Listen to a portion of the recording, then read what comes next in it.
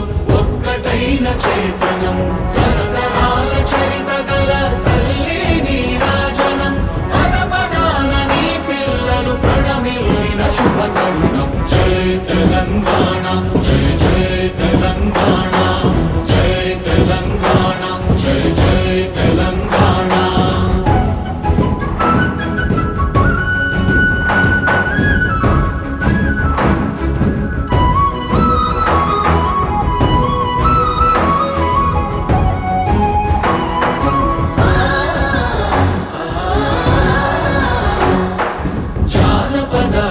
జీవన చావళీలు చాలువార కవి గాయక వైతాళిక కళల మంజీరాలు జాతిని జాగృత పరచే గీతాల జనజాతర అనునిత్యము నీ గానం అమ్మ నీవే మా ప్రాణం జై తెలంగాణ జై జై తెలంగాణ జై తెలంగాణ జై జై తెలంగాణ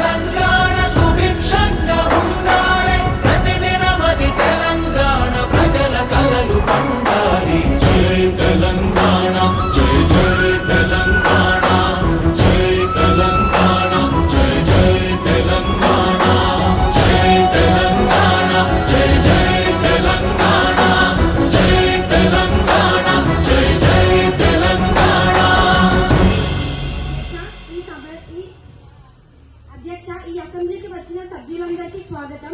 మా ప్రభుత్వం ఏర్పడిన తర్వాత ఉచిత బస్సు ప్రయాణాలు మహిళలకు ఆత్మగౌరవంగా ఇచ్చాం. రైతులకు 2 లక్షల రుణమాఫీ చేశాం. త్వరలో రైతులకు రైతు బంధుపై వారి ఖాతాలలో వేశాం. రైతులకు రైతు బంధుపై కమిటీ ఏర్పాటు చేశాం. కమిటీ సూచనల ప్రకారం ఇంతకు ముందు సాగులేని భూములకు వ్యాపారస్తులకు పుట్టలకు వెంచర్లకు వ్యాపారస్తులకు కూడా రైతు బంధు వేశాం. కానీ ఇప్పుడు కుదరడం లేదు. రైతుల పంటను మా ప్రభుత్వం ప్రతి గింజను కూడా కొంటుంది. అమ్మ ఆదర్శ కమిటీ కింద మా ప్రభుత్వ పాఠశాలలో అనేక సౌకర్యాలు కల్పించాము. 11,000 నూతన ఉపాధ్యాయులను కూడా ఇటీవలే చేపట్టాం. వాళ్ళందరూ కూడా ప్రభుత్వ పాఠశాలలో జాయిన్ అయ్యారు. హైడ్రాను ఇటీవలే స్థాపించాం. FTL బఫర్ జోన్ లో ఉన్న అక్రమ నిర్మాణాలను కూల్చేస్తున్నాం. ముఖ్యంగా వాణిజ్య భవనాలను కూడా కూల్చేస్తున్నాం. పేదవారి ఇంటి జోలికి రావడం లేదు. పేదవారి ఇండ్లను కూల్చివేయడం లేదు. చెరువులను కుంట్లను బావులను మంచిగా చేస్తున్నాం. అలాగే డ్రగ్స్ పై నిరోధక కమిటీని కూడా ఏర్పాటు చేశాం. అవసరమైతే అవకాశం లభిస్తే హైదరాబాద్ లో ఒలింపిక్స్ గేమ్స్ ను కూడా నిర్వహిస్తాం. హైదరాబాద్ బ్రాండ్ ఇమేజ్ ను పెంచుతాం. ఇంకా వరంగల్ కరీంనగర్ నగరాలకు విమాన సౌకర్యాలు కల్పిస్తాం త్వరలో. ఇది మా పాలసీ. జై హింద్, జై తెలంగాణ. ధన్యవాదాలు అధ్యక్ష. లీడర్ ఆఫ్ ద అపోజిషన్ సభను ఉద్దేశించి మాట్లాడవలసిందిగా కోరుతున్నాను. అధ్యక్ష, సీఎం గారు చెప్పిన మాటలు వినడానికి చాలా బాగానే ఉన్నాయి. కానీ అది ఆచరణలో మాత్రం అసలు సాధ్యం కావట్లేదు. ఉచిత బస్సు ప్రయాణాలు పెట్టారు, సంతోషమే. కానీ దానివల్ల అందరూ కిక్కిరిసిపోతున్నారు. ఉచిత బస్సు ప్రయాణాలు పెట్టడం వలన ఆటో వారు వారి ఉపాధిని కోల్పోయారు. వారిని ఆర్థికంగా ఆదుకుంటామని అన్నారు. కానీ వారికి ఆర్థికంగా ఎలాంటి సహాయం చేయట్లేదు. మహిళల ఆత్మగౌరవాన్ని పెంచామని సీఎం గారు అంటున్నారు కదా, వారి ఆత్మగౌరవాన్ని పెంచలేరు అధ్యక్ష. వారి ఆత్మగౌరవాన్ని వారు తగ్గించారు. రైతులందరికీ ఇంకా రుణమాఫీ కాలేదు. వారికి రుణమాఫీ ఎప్పుడు చేస్తారు? రైతులందరికీ వానకాలం ఇచ్చే రైతు బంధులు వేసవికాలం ఇస్తారా? చాలా వరకు సింగిల్ టీచర్ స్కూల్స్ ఉన్నాయి. వాటిలో కూడా ఉపాధ్యాయులని నియమించండి. ఇదివరకు తెలియకో FTL బఫర్ జోన్స్ లో ఉన్న ఇళ్లను పేద ప్రజలు కట్టుకున్న వాటిని కూల్చివేశారు. ఇక నుండి అయినా వాటిని కూల్చివేసే ముందు వారికి నష్టపరిహారం చెల్లించండి. లేదంటే పేద ప్రజల ఉసురు మీ ప్రభుత్వానికి తగులుతుంది. ఇలాగే చేస్తే మీకు భవిష్యత్తులో శంకరగిరి మాన్యాలు తప్పవు. హైడ్రా స్కీమ్ వల్ల ఎందరో పేద ప్రజలు నష్టపోతున్నారు. దీనిని ప్రభుత్వం ఈ విషయం పట్ల ప్రభుత్వం తగిన చర్యలు తీసుకోవాల్సిందిగా కోరుతున్నాము. మహాలక్ష్మి పథకం కింద ప్రతి ఆడబిడ్డకు 2,500 రూపాయలు ఇస్తామని పదవిలోకి వచ్చారు.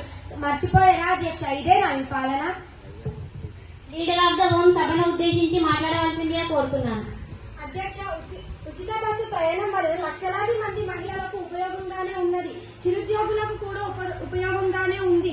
శ్రీ సాదరికత సాధ్యం కొరకు దోహదపడుతుంది. మా చర్యలన్నీ మీకు కంటగింపుగా ఉన్నవి. అభివృద్ధి మా తారక మంత్రం, వదలము మీ సంక్షేమం. ధన్యవాదాలు. గౌరవ ఎమ్మెల్యే కె అభిలాష్ గారు సభను ఉద్దేశించి మాట్లాడవలసిందిగా కోరుతున్నాను. ఈ అవకాశం ఇచ్చిన ధన్యవాదాలు అధ్యక్ష. వీళ్ళ ప్రభుత్వం ఏర్పడ్డాక ధరణి సమస్యలు అన్ని పరిష్కరిస్తామని నమ్మబలికారు, కానీ దీనికి సంబంధించి ఎలా ముందుకు వెళ్ళట్లేదు. ధరణిలో ప్రొవిజన్ ల్యాండ్స్ అనేకం ఉన్నాయి, వాటిపై అనేక కేసెస్ పెండింగ్స్ ఉన్నాయి. అప్లికేషన్స్ అన్ని ఆర్డీఓల వద్ద పరిష్కారం లేదు. పరిష్కరించగలరు అధ్యక్ష? రెవెన్యూలో విఆర్ఓ వ్యవస్థ రద్దు అయ్యాక గ్రామీణ ప్రాంతాలలో పనిచేసే రెవెన్యూ లేదు. ఈ సమస్యలు అని పరిష్కరించ గ్రామ స్థాయిలో ఒక యంత్రాంగాన్ని ఏర్పాటు చేయాలి అధ్యక్ష. దీనికి సంబంధించిన మంత్రి సభలోనే సమాధానం చెప్పాలి. రెవెన్యూ మినిస్టర్ గారిని మాట్లాడవలసిందిగా కోరుతున్నాను. అధ్యక్ష, మా ప్రభుత్వం రైతు ప్రభుత్వం. రైతులకు సంబంధించిన భూ వివరాలను సక్రమంగా ఉండేలా తగు జాగ్రత్తలు తీసుకుంటాం. ఎవరికి ఎలాంటి నష్టం జరగకుండా కొత్త విధానాలను సంస్కరణలు తీసుకొస్తాం. రెవెన్యూ వ్యవస్థలు పటిష్టం చేసి భూ ఆక్రమణలు జరగకుండా చూస్తాం. మాది రైతు శ్రేయస్సు కోరే ప్రభుత్వం. అధ్యక్ష, రైతు దేశానికి వెన్నెముక అన్నారు కనుక రైతును రాజుగా చూసేలా మా ప్రభుత్వం ఉంటుంది. ధన్యవాదాలు అధ్యక్ష. గౌరవ ఎమ్మెల్యే కె అక్షయ్ గారు సభను ఉద్దేశించి మాట్లాడవలసిందిగా కోరుతున్నాను. Speaker madam, బడులన్నీ మూతపడుతున్నాయి. మీ ప్రభుత్వ విద్యార్థులని పట్టించుకోవడం లేదు. మీ ప్రభుత్వం వచ్చాక పురుగుల అన్నం, నీళ్ల చాటు సంక్షేమ హాస్టల్లో పెడుతున్నారు. సరిగా భోజన ఏర్పాట్లు చేసలేదు. వేలాది మంది రిటైర్ అవుతున్నారు. వారికి రిటైర్మెంట్ బెనిఫిట్స్ కూడా ఇవ్వడం లేదు. నూతన రిక్వైర్మెంట్ లేవు. విద్య మీద పెట్టే పెట్టుబడి భవిష్యత్ తరాలకు మూలధనం అనే విషయాన్ని విస్మరించారు. ఫీజు రియంబర్స్మెంట్ ఇవ్వడం లేదు. కళాశాలలు మూతపడుతున్నవి. కొన్ని కాలేజీల వారు బలవంతంగా పేద విద్యార్థుల నుండి ఫీజు వసూలు చేస్తున్నారు. దీనికి సంబంధించిన మంత్రి ఈ సభలోనే సమాధానం చెప్పాలి. ఎడ్యుకేషన్ మినిస్టర్ గారిని మాట్లాడవలసిందిగా కోరుతున్నాను.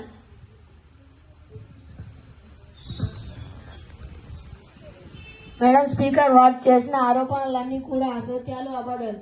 వారి ఏడుపు అంతా మా ప్రజాపాలనను చూసి వచ్చిన ఓరలేనితనం. తప్పు మారేది కాదు.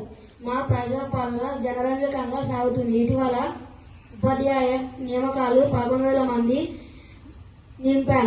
వారు అందరూ పాఠశాలలో జాయిన్ అయ్యారు. భవిష్యత్తులో మరిన్ని డిఎస్సీలు వేసి ఖాళీలు లేకుండా ఉపాధ్యాయ నియామకాలు చేస్తాం. అమ్మ ఆదర్శ కమిటీ కింద ప్రభుత్వ పాఠశాలల్లో అనేక సౌకర్యాలు చేశాం. అలాగే ప్రభుత్వ జూనియర్ కాలేజీలలో పిల్లలకు పుస్తకాలు కూడా ఇస్తున్నాం. ధన్యవాదాలు అధ్యక్ష. గౌరవ ఎమ్మెల్యే పి అభిలాష్ గారు సభను ఉద్దేశించి మాట్లాడవలసింది. ప్రభుత్వం మారిన తర్వాత మీ ప్రభుత్వం వచ్చింది, కానీ ఎలాంటి ముందడుగు వేయడం లేదు. జిహెచ్ఎంసీ పరిధిలో రోడ్లు అన్ని గుంతలమయం. జిల్లా, మండల, గ్రామీణ రోడ్స్ అన్ని కూడా రిపేర్లో ఉన్నవి. వాటినన్నింటినీ బాగు చేయాలి. అలాగే నూతన రోడ్లు వేయాలి. త్రిపుల రోడ్ను సంబంధించిన వర్క్ ఎప్పుడు ప్రారంభం అవుతుంది? డిపిఆర్ ఎప్పుడు సిద్ధం చేస్తారు? గురుకులాలు, మండల పరిషత్తు కార్యాలయాలు నిర్మించాలి. ప్రతి గ్రామంలో ఆధునిక అంగుళాల్లో నూతన గ్రామీ సచివాలయాలు కట్టాలి. దీనికి సంబంధించిన మంత్రి ఈ సభలోనే సమాధానం చెప్పాలి.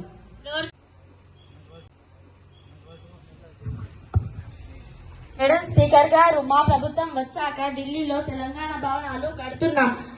అలాగే నూతన అంబులెన్స్లు, నూతన ఉస్మానియా హాస్పిటల్ ఖచ్చితంగా కట్టిస్తాం. జిహెచ్ఎంసీ పరిధిలో రోడ్లన్నీ బాగు చేస్తాం. గ్రామీణ, మండల, జిల్లాల అన్ని కూడా నూతనంగా నిర్మిస్తాం. జాతీయ రహదారులకు కావలసిన సహాయం తీసుకొని నూతనంగా నిర్మిస్తాం.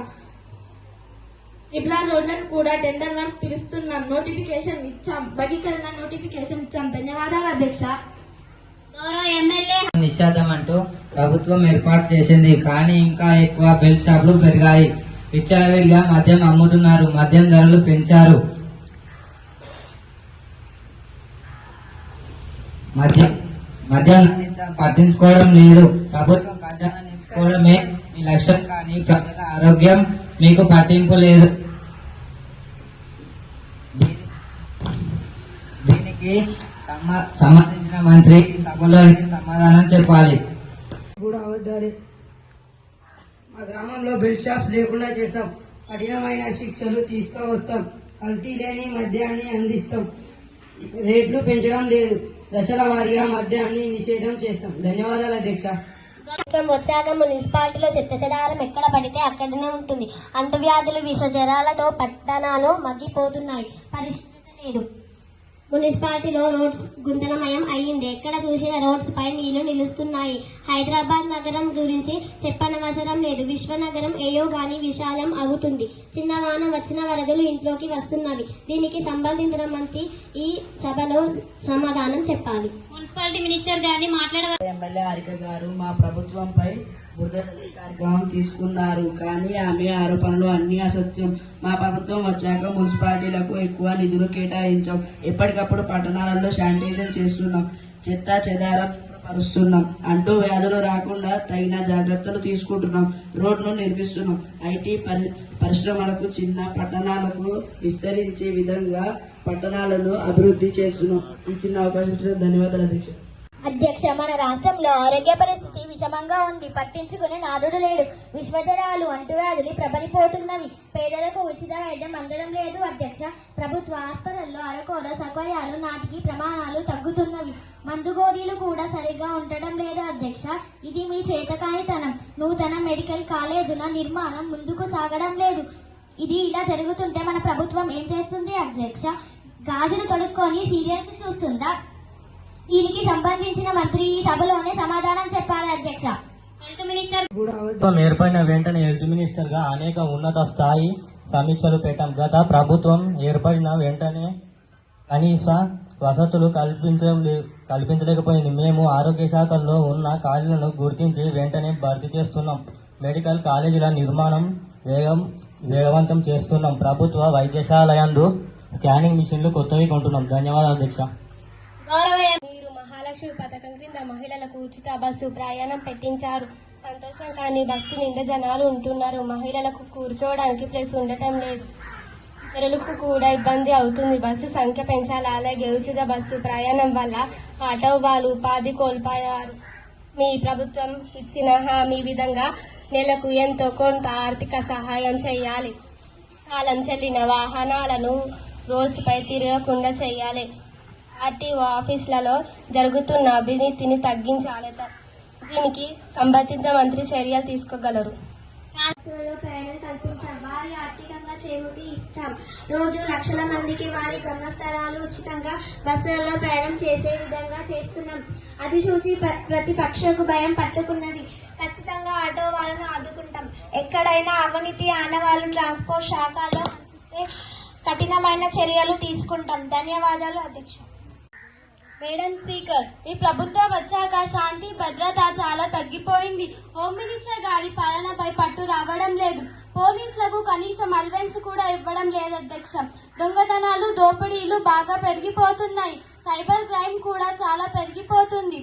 ఇదంతా జరుగుతున్నప్పుడు మన ప్రభుత్వం ఇలా కూర్చోలేదు. అధ్యక్ష, దీనికి సంబంధించిన మంత్రి మాట్లాడాల్సిందిగా కోరుతున్నాను. హోమ్ మినిస్టర్ నియామకాలు చేపట్టడం జరిగింది. శాంతి భద్రతల పరిరక్షణ మా ప్రభుత్వ ధ్యేయం. పోలీస్ స్టేషన్లను ఆధునీకరిస్తున్నాం. పోలీసులకు నూతన వాహనాలు ఇచ్చాం. వారికి ఆధునిక సాంకేతిక సహాయంతో క్రైమ్ ను తగ్గించే విధంగా శిక్షణ ఇచ్చాం. సైబర్ క్రైమ్ సంబంధించి టోల్ ఫ్రీ నంబర్ ఏర్పాటు చేశాం. కంప్లైంట్ చేశాక 24 గంటల్లో మేము చర్యలు తీసుకుంటాం. మా దృష్టికి వచ్చిన ఏ సమస్య అయినా పరిష్కారం చేస్తాం. ఇదే మా విశ్వసనీయత, దృఢ సంకల్పం. ధన్యవాదాలు అధ్యక్ష. వారికి ఎలాంటి ఉపాధి అవకాశాలు లేవు. అలాగే కంపెనీలు మన రాష్ట్రం నుంచి తరిగిపోయాయి. వేరే రాష్ట్రాలకు వెళ్తున్నారు. ఐటీ ఉద్యోగులు సృష్టించకుంటే మన రాష్ట్రం భావిస్తూ ఆగమయ్యే గోచారం అవుతుంది. ఐటీ కార్మికులను ఏర్పాటు చేయాలి. వర్క్ ఫ్రం హోమ్ కాకుండా మునుపటి విధానాలు ఆఫీసులకు వచ్చి వర్క్ చేసేలా ప్రోత్సహించాలి. దీనికి సంబంధించిన మంత్రి ఈ సభలోనే సమాధానం చెప్పాలి. ఐటీ మినిస్టర్ ఇలాంటివి ఎవరు చేయలేదు. మా ప్రభుత్వం ఇంజనీర్లకు చదువు పూర్తి చేసిన వారికి ఉద్యోగం కల్పన కోసం ఐటీఐ కారిడార్ను ఏర్పాటు చేసింది. చదువుకున్న విద్యార్థులు విదేశాల్లో ఉద్యోగం కోసం వెళ్లకుండా ఇక్కడే పూర్తి స్థాయిలో ట్రైనింగ్ మరియు ప్రభుత్వం వచ్చాక రైతు బంధు ఇవ్వడం లేదు. 15,000 రూపాయలు రైతు బంధు ఇస్తారని, ఇంకా ఎప్పుడు రైతు బంధు ఎప్పుడు ఇస్తారు? పంట చేతికి వచ్చిన తర్వాత ఎప్పుడు కొంటారు? అల్లలో ధాన్యం ఉంటుంది, తొందరగా ధాన్యం కొనండి. రైతుకి మద్దతు ధర ఇవ్వాలి. ఈ సభలోనే దీనికి సమాధానం చెప్పాలి. ఎకరాకు 15,000 రూపాయలు రైతుల ఖాతాలలో వేస్తాం. మాది రైతు ప్రభుత్వం. రైతుల సంక్షేమం కోసం పనిచేస్తాం. అలాగే భూమిని సర్వే చేసి సాగులో ఉన్న రైతులకు రైతు బంధు వేస్తాము. సాగుకు నోచుకొని భూములకు రైతు బంధు ఇవ్వడం వద్దు అంటే ప్లాట్లుగా మార్చిన స్థలాలకు, వాణిజ్య గృహ నిర్మాణం ఉన్న స్థలాలకు రైతు బంధు ఇవ్వడం కుదరదు. రైతులు పండించిన ప్రతి ధాన్యం గింజలు కొంటాం, వారి అకౌంట్లో డబ్బులు వేస్తాం. రైతులు పండించిన ప్రతి పంటకు మద్దతు ధర ఇస్తాం. ధన్యవాదాలు అధ్యక్ష. గౌరవ ఎమ్మెల్యే అనేక హత్యలు జరుగుతున్నాయి, ప్రభుత్వం పట్టించుకోవడం లేదు. ప్రభుత్వం మొద్దు నిద్రపోతుందా అధ్యక్ష? రాష్ట్రంలో మహిళలపై ఈటీజీ ఎక్కువగా అవుతుంది. గత ప్రభుత్వం అమలు చేసిన సంక్షేమ పథకాలు మీ ప్రభుత్వం ఆటంకించినది. స్త్రీలకు సంక్షేమ శాఖకు బడ్జెట్ కేటాయింపులు కూడా చాలా తక్కువగా చేసింది. నూతన అంగన్వాడీలను పట్టించుకోవడం లేదు. వారికి వేతనాల సమయం ప్రకారం రావడం లేదు. టీకాలు సరిగ్గా వేయాలి. రాష్ట్రంలో ఎక్కువగా మహిళలు ఎన్ఏతో బాధపడుతున్నారు. వారిని దృష్టిలో పెట్టుకొని వారికి మెడిటేషన్ అందించాలి. దీనికి సమాధానం మంత్రి గారు చర్యలు తీసుకోగలరు. అంజలి గారు మా ప్రభుత్వంపై అనేక నిరాధార ఆరోపణలు చేస్తున్నారు. ప్రభుత్వం వచ్చాక సుమారు 10,000 కోట్ల రూపాయలు శ్రీ శిశు సంక్షేమ శాఖకు ఖర్చు చేశాం. అలాగే నూతన అంగన్వాడీలను నిర్మిస్తున్నాం. అలా మా ప్రభుత్వం అమ్మాయిలను ఎవరైనా ఏడిపిస్తే వారిపై కఠినంగా శిక్షలు అమలు చేస్తున్నాం. షీ టీం ఏర్పాటు చేశాం. అనేక విధాలుగా ప్రచారం చేస్తున్నాం. ఎవరైనా బాధితులు ఉంటే టోల్ ఫ్రీ నంబర్కు కాంప్లైంట్ చేయవచ్చు. కాంప్లైంట్ చేరిన 24 గంటలకు సాల్వ్ చేస్తాం. ధన్యవాదాలు అధ్యక్ష. అధ్యక్ష, కళ్ళాల్లో ఉన్న ధాన్యాన్ని ఇంకా కొనటం లేదు. రైతులందరికీ ఇంకా రుణమాఫీ కాలేదు. అనేక కొర్రీలు పెడుతున్నారు. రైతు బంధు ఒక ఎకరాకి 15,000 రూపాయలు ఇస్తామని పదవిలోకి వచ్చారు. పదవిలోకి రాకముందు ఎన్నో హామీలు ఇచ్చి వచ్చాక మర్చిపోయారు. ఇదేనా మీ పాలన? పరిపాలన చేతకాని ప్రభుత్వం దిగిపోండి. త్వరలో మా ప్రభుత్వం ఏర్పడుతుంది. అధ్యక్ష, ఆర్థిక పరిస్థితిని మెరుగుపరుస్తున్నాం. ప్రతిపక్షం దోచిన దాచిన దొంగలకిచ్చిన సొమ్మును కక్కిస్తాం. ఆర్థిక విశ్వాసం కేంద్రం కూడా సహకరిస్తలేదు. అయినా రైతులను క్షేమాలను మరువం, క్షమాల్లో ఆదుకుంటాం. రైతులందరికీ 2 లక్షల రుణమాఫీ చేశాం. త్వరలో వారి ఖాతాలలో రైతు బంధు వేశాం. అసెంబ్లీలో అరవగానే పనులు కావు. మాట నిలబెట్టుకోవడం మా విశ్వసనీయత. ధన్యవాదాలు అధ్యక్ష. మేడం స్పీకర్, మా ప్రభుత్వం ఇప్పుడే నూతనంగా ఏర్పడింది. అనేక ఆబండాలు వేస్తున్నారు. ఆర్థిక విధ్వంసం మాకు శాపంగా మారింది. ఇక్కడ లంక బిందెలు ఉన్నాయనుకుంటే ఇక్కడ బిందెలు కూడా లేవు. ఆర్థిక పరిస్థితిని మెరుగుపరుస్తున్నాం. ప్రతి ఆడబిడ్డకు కూడా త్వరలో మహాలక్ష్మి పథకం కింద 2,500 రూపాయలు వేస్తాం. ధన్యవాదాలు అధ్యక్ష.